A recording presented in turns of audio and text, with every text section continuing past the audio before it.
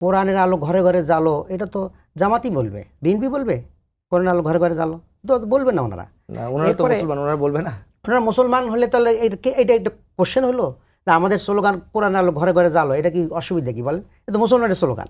আচ্ছা, এরপরে যে রাজাকারের ঘটনাগুলো আসলো, এখন দেখেন যে আওয়ামী লীগ 10,000 রাজাকারের তালিকা করলো, সেখানে 8,000 থাকলো হলো আওয়ামী লীগের, 2,000 থাকলো বিএনপির, তারপরে আরও কিছু থাকলো জাতীয় পার্টি, এরপরে জামাতের মাত্র 37 জনের তালিকা ওরা দিয়েছেন।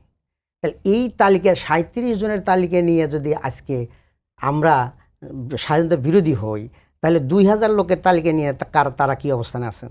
এরপরে হলো, এখন যদি আমি বলি যে স্বাধীনতা বিরোধীদের দল হলো বিএনপি, কারণ শাহ আজিজুর রহমান কে ছিলেন? যাকে জিয়াউর রহমান সাহেব প্রধানমন্ত্রী বানাইছিলেন।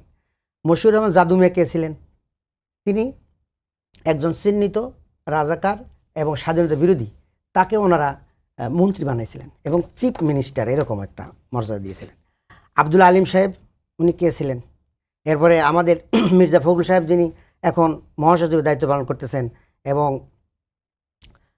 অনেক সংগ্রাম করেছেন, ওনার আব্বার পরিচয়টা